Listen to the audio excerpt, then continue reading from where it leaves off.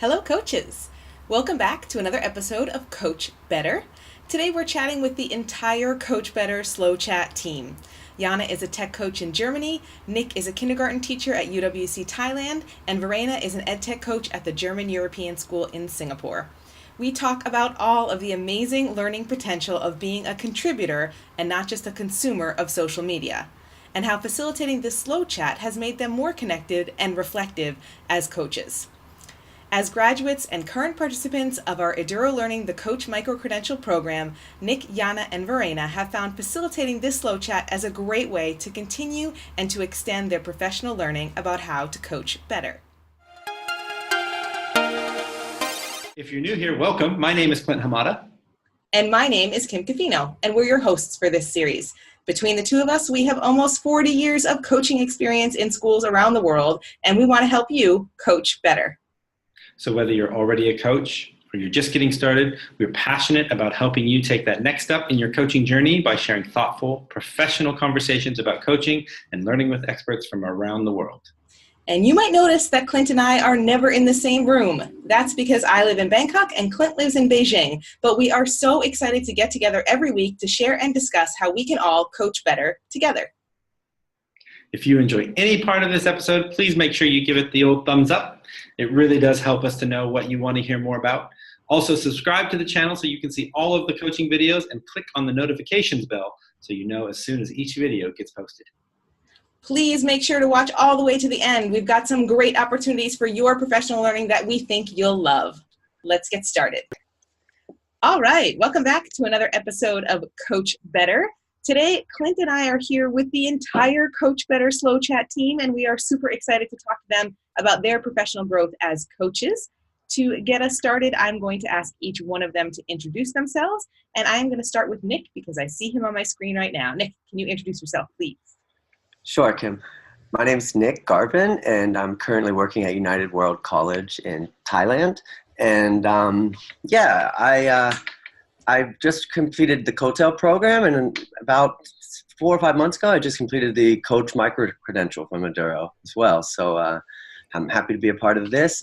Although I'm still moonlighting as a coach, my day job is a kindergarten teacher, but I'm on the primary leadership team and technology committee. So I'm still trying on a few different hats and utilizing the COACHBETTER and Eduro knowledge any way I can, really.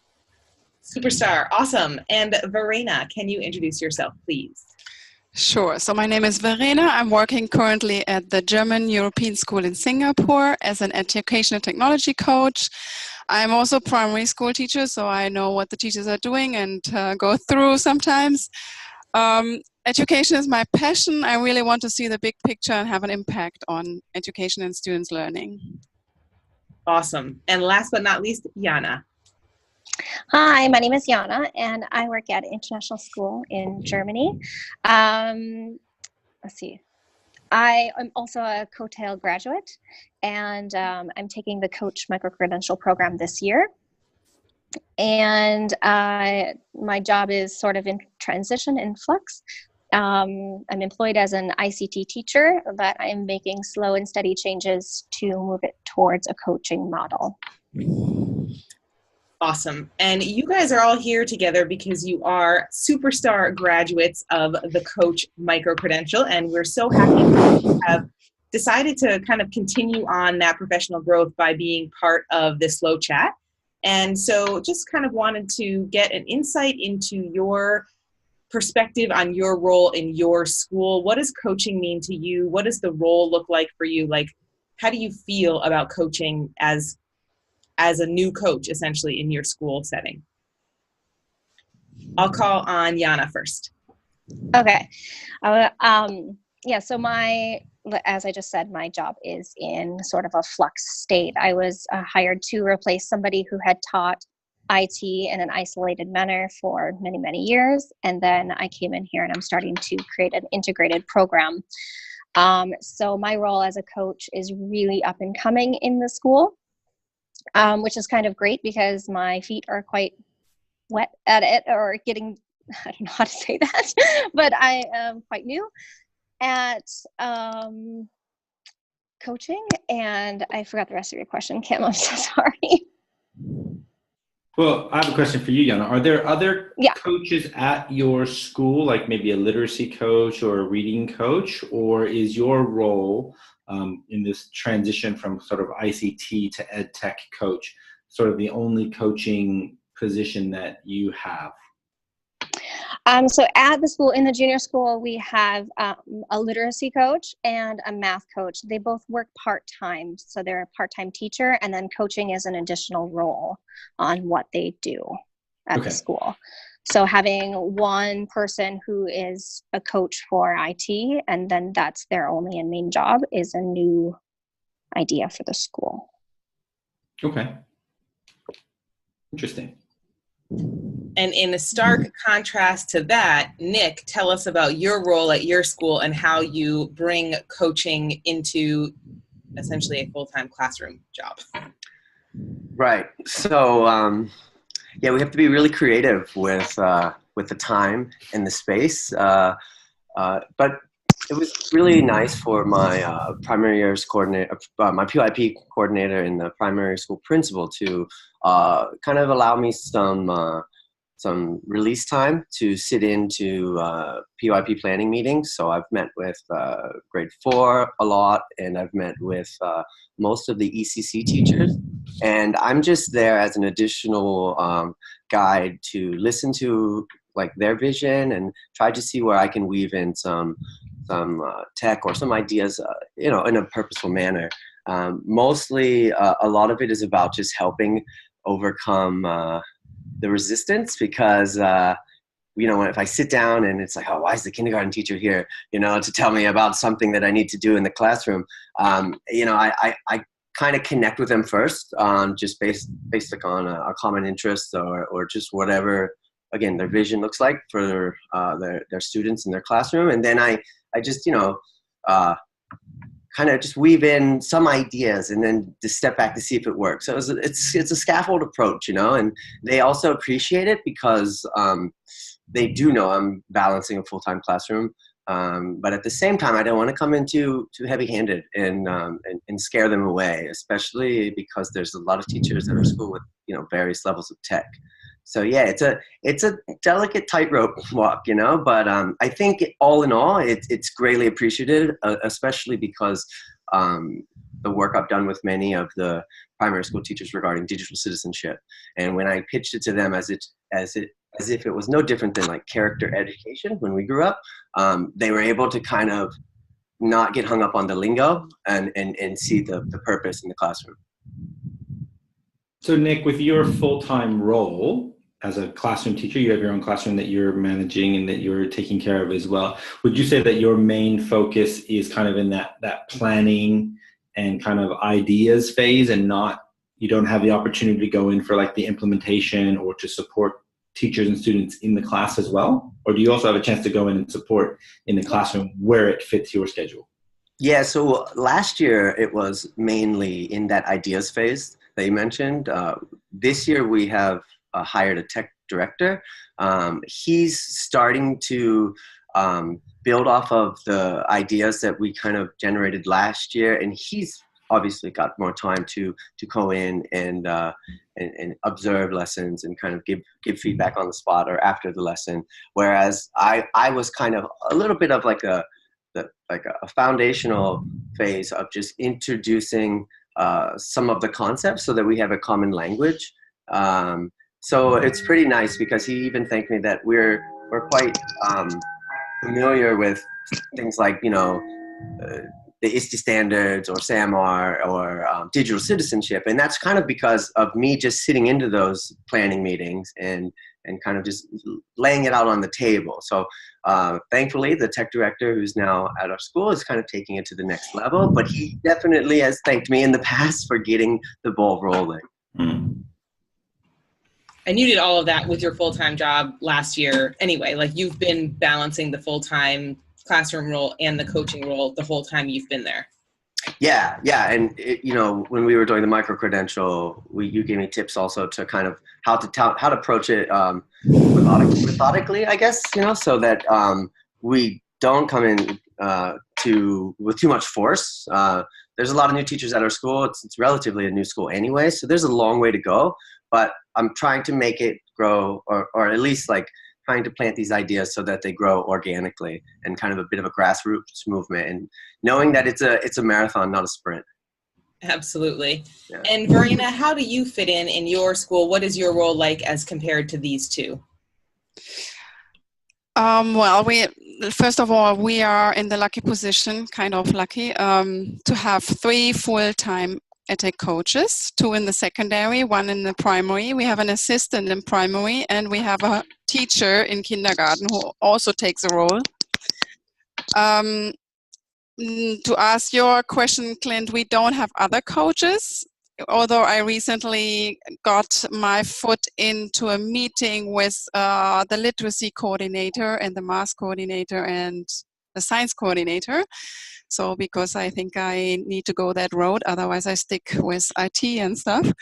And my role, well, it's still not like I imagine a coaching model. It's still a lot of IT-related problems I have to solve. But I also get the chance to go to the collaborative meetings to get my ideas across. I need to follow up a lot, otherwise it doesn't happen.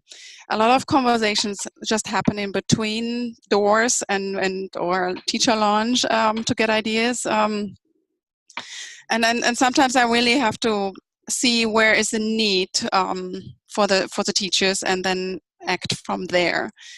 What I find really difficult, that's why I would like to have more coaches. We have 2 sections here in Singapore. One is German speaking, English. The other one is English speaking. And we have 2 curricula. So it's always 2 curricula which I have in my mind besides the language. That makes it even more difficult, and 2 culture approaches as well. But well, that's I know them both, and I try to balance this and to combine this also that it becomes one school. So there's way more than just coaching how we might enhance the learning of the students. I think what you were saying about kind of bridging between the different schools and the different languages and the different cultures. I think a lot of times in a coaching role, that's an important, almost like a side benefit or a side job of that role is because you have that big picture. And one thing that I've learned from all of these conversations that we've been having with people over the past few months is that whole idea of kind of informal, in the hallway, in the lounge, just as you're listening, before school, after school, like that is where a lot of those coaching relationships are formed. And those are, that's sort of the bedrock of any good coaching culture at any school. Yeah. And we actually last year we wrote an education technology plan. We were asked to write something like this based on common sense and ISTA standards and so on. But the challenge is now to implement this, and we are still on a learning curve here, revising the plan and changing our mind and speaking to leadership, a lot of leadership conversations to get them on the page. And that doesn't mean we have trained the teachers or anything or rewritten or mapped our curriculum. It's really how to implement this, and that's also a big part actually.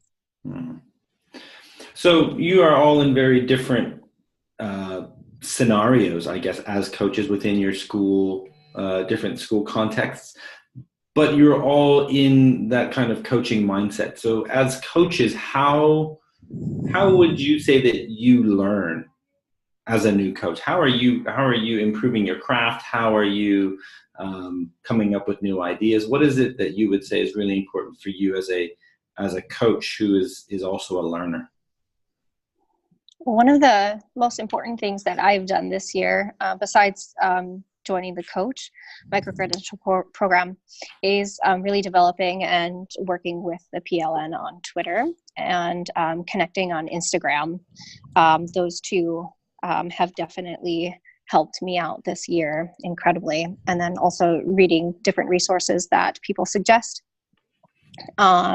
just helps me stay connected with what's current, because it has been some years since I've done COACHBETTER, so I found myself wanting even a refresher COACHBETTER because it's been a while. So that's what I've done this year. Yeah. So for me, yeah. Oh, go ahead. For me, it's similar. It's a PLN, but even more beneficial. It's if I read something, I need to talk about it and give it a try. Whether it's the hour of code at the moment, if I do it myself, that's the best, and possible with teachers.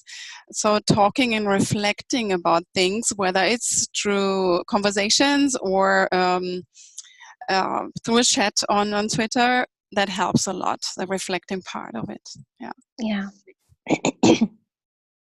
Yeah, I agree 100% with both of you. Having a PLN was key for me, and then taking the theory that I've learned from the Coach Microcredential and also COACHBETTER and putting it into practice. And I was fortunate enough to do them at the same time. I don't know if fortunate is the right word, but it was pretty intense. But I did them both at the same time. But I was fortunate enough to have a lot of content and a lot of ideas because of them. And I would just put them into practice first in my own classroom to see where I could do it as a bit of a model. And then once people start realizing, oh, wow, yeah, the kindergarten teacher can do this and this and this with his students, and they're reflecting on their own learning, and there's lots of metacognition happening, and kind of raising the bar or going deeper into that SAMR model. And being a classroom teacher in that regard really helped because it was tangible evidence of how it could work for you in grade 3 or grade 4. So informal conversations like we mentioned before, but keeping my finger on the pulse with a really good PLN and learning how to utilize Twitter so that it works for me as well. It's funny you say that because working with the kindergarten teachers last year was one of the positive steps forward that helped me persuade the school here to go to an integrated model, because we were able to show like now what those kids can do now with using some integrated tech. So I really think starting with those younger learners is persuasive, very persuasive. So Definitely. So every time we ask that question or a similar question, like almost always the number one response is Twitter, which is great. I think if you've been on Twitter for any amount of time, you know that that's an amazing resource. I'm curious to know what, if anything, interests you or has helped you in kind of honing your craft as a coach. In terms of maybe how you have conversations or how you approach a potential conflict, or how you help a teacher or a team maybe change their thinking. Is there any coach-specific resources that you could suggest to people who are interested in coaching that you have found really useful at this stage in your guys' coaching journey? I wish I knew the names. It's a difficult question. Yeah, it is. Yeah. There's definitely some resources, but I don't know the names. Sorry, Verna. No, I really enjoyed the Microcredentials, of course, right? But since then I finished, I haven't looked at them at all anymore, and I would love to, but I don't get the time. So actually the videos we watch, they're often a reminder, and then the thinking about the questions for the slow chat are a good starting point to reflect, right? So, but I hopefully also get back to big names who write about instructional coaching or how to have a coaching conversation, whatever it is, right? But at the moment, no, my priority must be something else. I really like the idea. Sorry, I'm just going to jump in for 1 sec. I really like the idea that the videos are a reminder of the resources from the Coach Microcredential, because in all these conversations Clint and I are having with all these different people, it's like, oh yeah, that's in the Microcredential. Oh yeah, that's in the Microcredential. So it's really nice that those videos are like providing a window into the Microcredential for people who haven't done it, but also a reminder for people who have done it. And I love that, Brandon, you've mentioned twice now the opportunity for reflection, and that it's not just enough to read the thing or see the thing or hear the thing. It's that opportunity to talk things out. And I think it's really cool that the slow chat, which I know we're going to talk about more in a little bit, but the slow chat has become an opportunity for you to have I don't want to say forced reflection because I hate using the word force, but like a reminder or continuous, yes. Yeah, continuous reflection over time. I think that's a really great way to look at a very purposeful use of Twitter, in this case, you facilitating a slow chat, not just like waiting to see what information comes or just having a conversation. There's like a purpose there. I think that's really cool. That's true. Yeah, and so just one more reference to the Microcredential. When I came across the books that Jim Knight had written, I passed them along to my PYP coordinator, and she and I worked hand in hand to kind of develop that digital citizenship scope and sequence that we implemented last year in our school. And what we found are, like, I had kind of already known this, that it was all about relationships and interpersonal skills and seeking to understand before trying to be understood. But the fact that it could apply to like a role such as PYPC, or even what we have like a bit of a mindfulness mentor as well. So she's in another role where, again, she's dealing with people. So I guess when we tear down the titles of what our job descriptions are, we realize that it's all about connecting with people and empowering them, right? The same way that you would with your kids. So that was really powerful, not just for me to understand that it like transcends discipline areas, but that also other teachers could take on the learning that I've obtained and run with it in their own discipline, their own field. Yeah, there's two resources that I'm using right now to also create sort of this vision, this framework of what we're doing in the junior school and why we're doing it. And one of that is a resource I got from the Microcredential, the Mentoring Matters, although I don't remember who the author is. Kim, do you know? I don't. Yeah, my brain is not working right now. I will think of it in like 2 seconds. Yeah, the mentoring. Or Lipton. Lori Lipton, yes. And she breaks down a coach into like consultant, collaborator, and a coach. And that really helped me, especially in this transition time, because I felt, I'm not doing any coaching. I don't get to work one-on-one. In my role, I'm specifically a co-teacher. So I go to the planning meetings and I plan with the teachers, and the integration happens still when I'm in the room and rarely happens when I'm out of the room, but we're getting there. And this Mentoring Matters, the article that I read, or excerpt of the book that I read, really broke down that it's okay to be a consultant still, and it's okay to be a collaborator still, and it's okay to, and then later on we'll get to that coaching model that other schools seem to have embraced or implemented. And just with reading that, it just gave me a lot more confidence in my job and what I should be doing and what I should focus on. It just helped me organize my thinking. The Mentoring Matters, and then also Kim's blog, the collaboration cycle, the full collaboration, partial collaboration, coaching, and it's the same idea a bit. It just helped me organize, like a place on a map, and help me find where I was so we can find our way.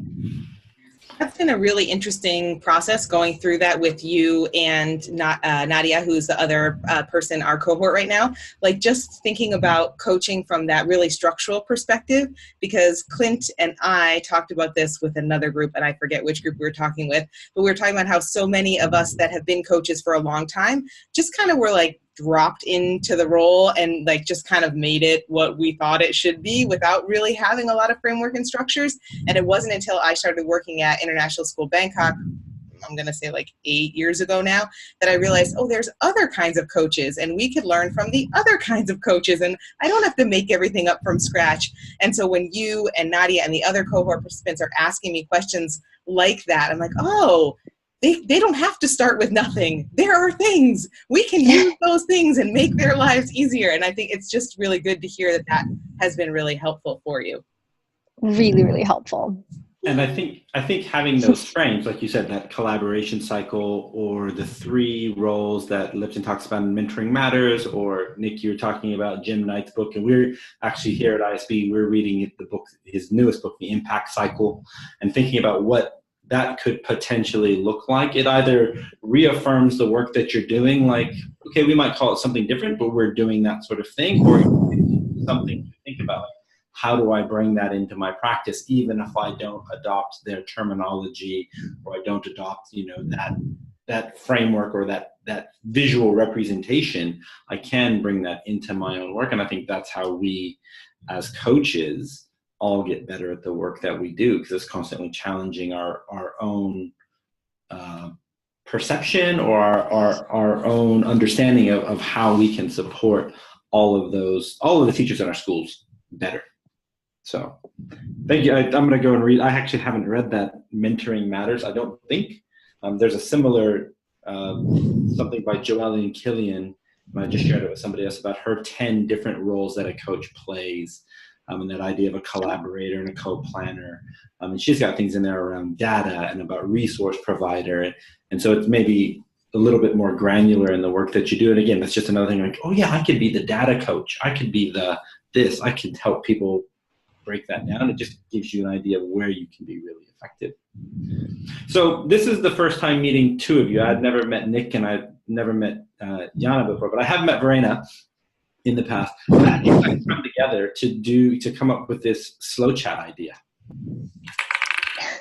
I actually didn't come up with it, so the others have to start here. I think I was in the first portion of the Microcredential, and it was all about developing the PLN, and I noticed a need to redevelop my PLN from COACHBETTER because I had sort of let it drop. And so I had found out that there are Twitter chats, and there's something that's called a slow chat, and I was kind of blown away by that. I knew that people would get online for like an hour at a time to chat about education topics, but I never was able to join in because usually with the time zone difference, I couldn't do that. But this idea of a slow chat, of it being ongoing even when I'm sleeping, I thought was pretty awesome. So I had reflected in the Microcredential and said, this would be awesome. I'd love to facilitate something like this. Kim, I think you put us together. Yeah, because I don't know if Nick, do you want to jump in and say your? Yeah, I'll just real quick. I'll just kind of jump in and connect the dots a bit. I finished up the Microcredential and I was really keen to do more. I was nothing against going back to my day job because I really love it. But yeah, it was over, and it was one of those things where I was hoping to get involved somehow, some form or fashion, to continue on and to keep learning, because we mentioned earlier that the actual YouTube videos that come out weekly are kind of like mini PD sessions. You can upskill yourself and you can learn from multiple perspectives. And so for me, it was great to just continue to be a part of that, knowing the benefit of a PLN and all those other things that Jana had mentioned before. I put my hand up, and then Kim connected me with Jana, and because the time zone is quite different from Thailand to Germany, the slow chat just worked in our favor. And then eventually our team grew, but I'll let Kim or whoever else talk about that one. And I think that's right about when Diana asked Verena if she wanted to be part of this. And I don't know, Verena, did you talk to Diana about doing more, or did she just approach you kind of out of the blue? I can't remember how that piece. She approached me. I thought you asked her to ask me. Probably. Anyways, yeah. But it was really cool because I feel like the origin of the slow chat was very organic from your interest in continuing your professional growth. For Jana, like pushing it a little bit further than as being a part of the Microcredential right now. But then Nick and Verena already having been graduates to recognize that you want to keep going and you want to keep learning and you want this opportunity for regular reflection, like to come together and talk. And I just want to say, as I've said many times in our group chat, thank you so much, because you guys are amazing, and it just kind of happens, and I don't have anything really to do with it. Every now and again someone's like, do you like this question? I'm like, yes, I love everything, like just keep going. And it's just been fantastic to see how much you have been able, because these conversations are great, right? Like the conversation we're having right now is great. Every conversation we've had has been great like this. So it's like so much fun to have those conversations and then see the deep questions you guys are able to pull out of those conversations and prompt further thinking in that social media space, in that Twitter space. So it's awesome. Thank you. It's been a lot of fun. It really has, because it's also allowed me to think from the multiple perspectives, right? Like you've talked to librarians, teachers, and other coaches, and as a teacher who's like a budding coach or somewhere in between, it's neat to hear, especially when you guys did the one, I think Clint and Kim, you did one about how you guys started out, right? And it wasn't just a linear or a normal trajectory, and that made me feel a bit better, because like I wasn't sure just exactly how to weave in and out from kindergarten teacher and then change hats to coach, you know, and then back and forth. But to hear that everybody has a unique pathway or journey to get there, it was comforting, but also like motivating too. Yay!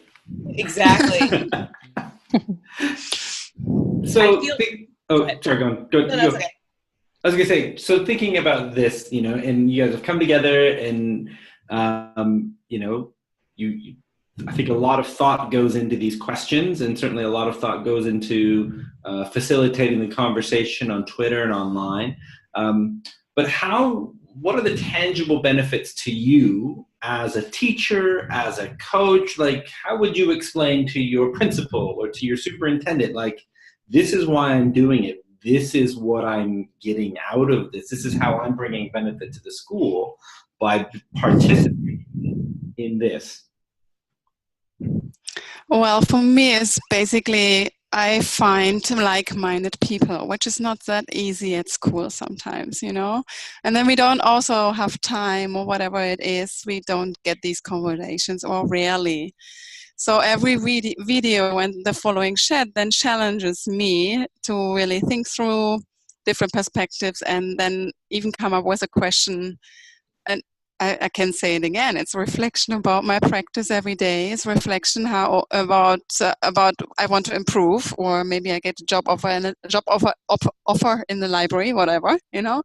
So it's always beneficial in a lot of perspectives and a lot of ways. So it helps me grow easy. Yeah. I don't know if I should admit this or not, but when, you know, as I've been lobbying for a coaching role to be open up here at the school, I've used a lot of the takeaways from when you guys talk to school leaders, and you talk about the importance of, you know, collecting data and looking at it from their perspective as well. So a lot of the questions that I'll frame and put out there, we have our principals are connected. People at our school are connected on Twitter. It's more so just to, like, here's another reason, here's another piece of evidence of why this is important now.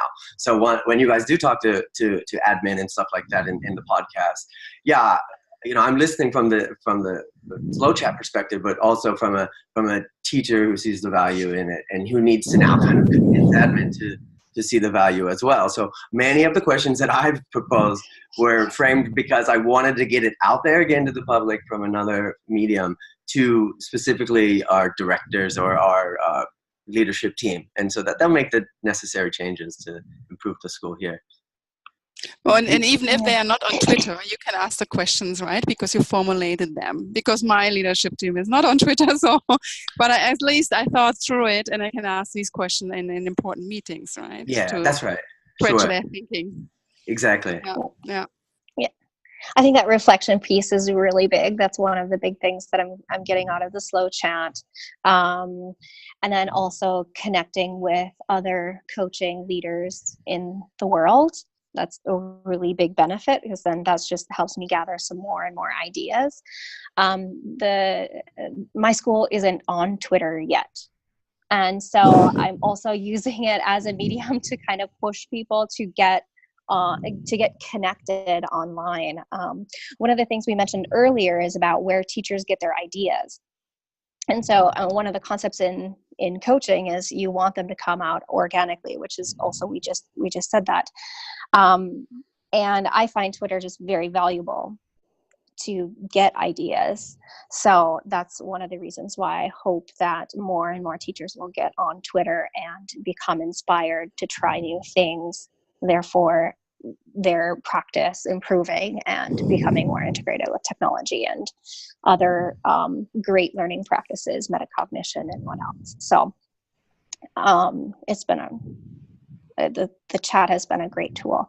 Also, and lastly, connecting with Verena and Nick this year and connecting with coaches who also are helping to transform their school into something better is another beneficial part of the slow chat. So being part of the slow chat team has helped quite a bit. And also it gives us an opportunity to not just consume, right? We want to create, we want to create something, and then it's a great opportunity to be a digital leader, a learner in this way. Yeah, I agree. Well, I certainly think it's a great way to give back, right? It's you adding to the conversation, like you said, right? Being that contributor, not just that consumer. And going back to something that both Verena and Jana said, I think, in a coaching role, compared to the rest of the school, it is a pretty rare position. And you don't always have the ability. Some people are in a lucky position where there are multiple coaches and you have a team that you can sit and chat with ideas and talk about it. And sometimes you don't. I think building up your connections with other coaches and with other like-minded individuals to be able to say, oh, I've got a question about this, that, the other thing. And you can go to maybe 5 or 6 different people and ask them and get their perspective. And they may not be in that same building with you. I mean, that is also totally valuable. Yeah, I did that this week with kindergarten with Nick and other people on Twitter. I said, would this work with kindergartners? And it's just nice to be able to pose that question because I've made those relationships.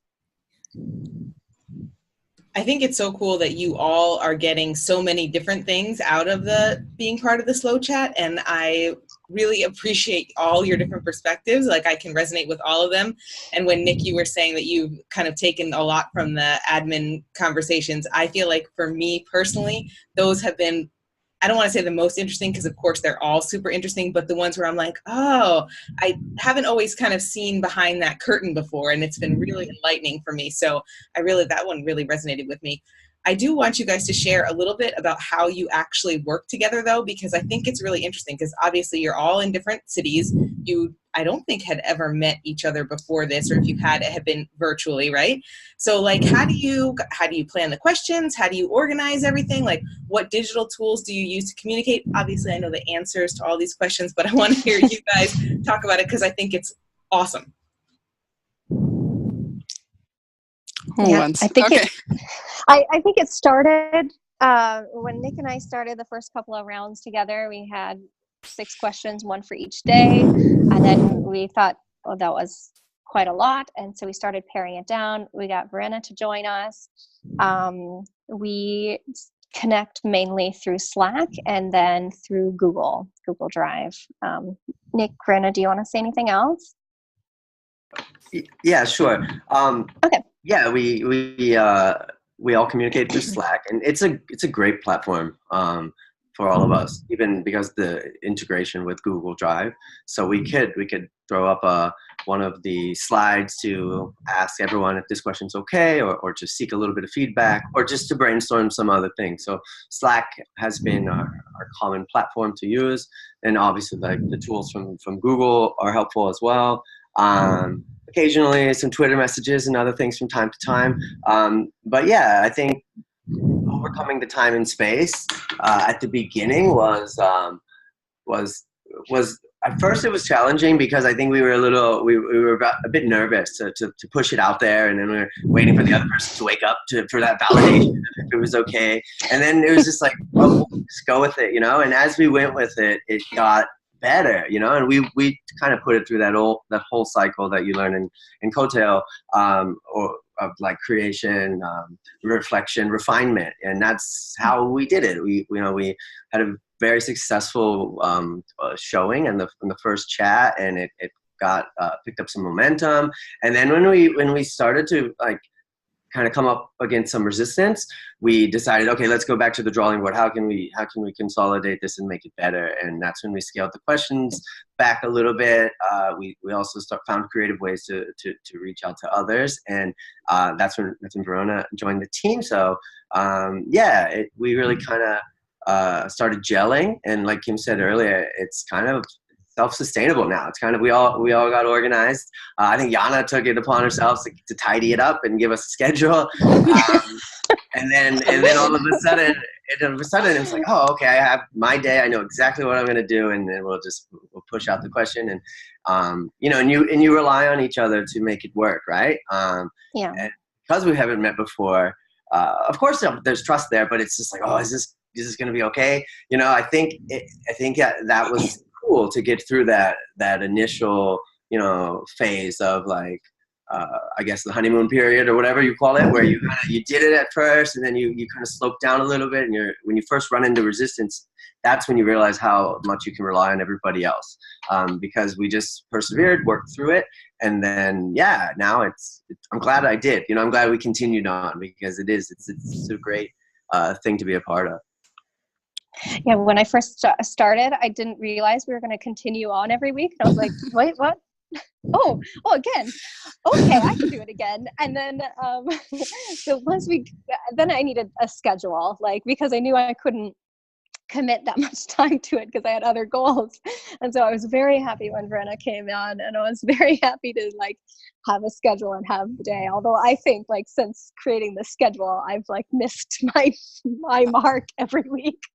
But you know, we keep working within our days, but it keeps going. I think it's really cool though. I've been obviously like part of some of those conversations, but just I feel very much at a distance. It's you guys are managing everything, but I think it's so cool to see. To me, this is like the present of work. You know, people would normally say the future of work, but this is what work is like today for most people. In fact, this is what work was like for my mom 20 years ago. But I think in schools, we still don't recognize that this is the way we work today. We're in multiple times. We never actually see each other. Even the opportunity to chat like this in a hangout is very rare. So all of that conversation happens in really informal ways, but actual productive, real work comes out of it. And to me, watching that happen is so fascinating because basically that's how Eduro learning works. I mean, Clint is in Beijing, Chrissy's in New Zealand, the rest of the team is in Seattle. We never see each other, yet the company keeps going, you know? So I think that idea, that opportunity that you guys have to be part of what I'm cheekily calling the present of work, I think really gives a good insight into what we should be doing with kids. Because if this is what work is like today, I mean, I can't even really imagine what it's going to be like 10 years from now or 20, Nick, when your kindergartners are going into the workforce. That's right. Yeah, it's a good point. Well, I think about too, you know, if you think about the work that has happened in the past with like the Flat Classroom Project and a lot of these global collaboration projects. And I don't think at that time people realized that we were really putting them in what is the present working conditions, right? And now I think about how many of those types of programs or how many of those types of projects are going on. I feel like maybe that's kind of all fallen down a little bit, or they kind of treat it as blasé. But really, those are now becoming the integral like workplace skills. You know, it's no longer hanging out by the water cooler and being able to, you know, make small chat. It's, you know, being able to wake up at 6 o'clock in the morning, log onto your computer and just be ready to go because there is somebody who is going to bed at that time. You guys need to make sure you have that meeting, or sometimes, you know, just whatever that looks like. It's a really interesting model that, because right now education is mostly in the same physical building, and if it's not in the same physical building, you're kind of in the same country. You don't really have that same, you know, across 7 different time zones experience. I was just also thinking, oh, what would happen if we got someone in South America? Then we were really like always got somebody awake at any given time. Like, it would be amazing the amount of work that could get done. But I mean, that's now the reality. I mean, you're literally describing my every day of work. Like, every day I wake up between 5 and 6 a.m. and by 6 a.m. I'm on my computer talking to somebody in Seattle, like every single day. And then they go to sleep and I work all day. And then somebody wakes up at night and they work while their day is my night. You know what I'm trying to say. And I think that is just like, it's just fascinating that's how things get done today. But like you described, Clint, you really don't see that in our classrooms. And I think Flat Classroom maybe came like just a smidge too early, like just a tiny bit before we could really see that that is where things were going. And I think a lot of those projects seemed like they were too much. And so I love something like this. It's so tangible, it's so small, it's so practical. You can do it. You can see the time zones and how they work together. You can see the productivity using a variety of different communication tools, and you can see how that all comes together in an actual concrete output. But it's like a much larger Flat Classroom project. So I'm personally so glad I was involved in so many of those projects, however many years ago it was. But I think now we need to bring that stuff back again and bring it back in small, practical, tangible ways like this, so that not just the kids, but the teachers are also getting that experience and understanding how that works.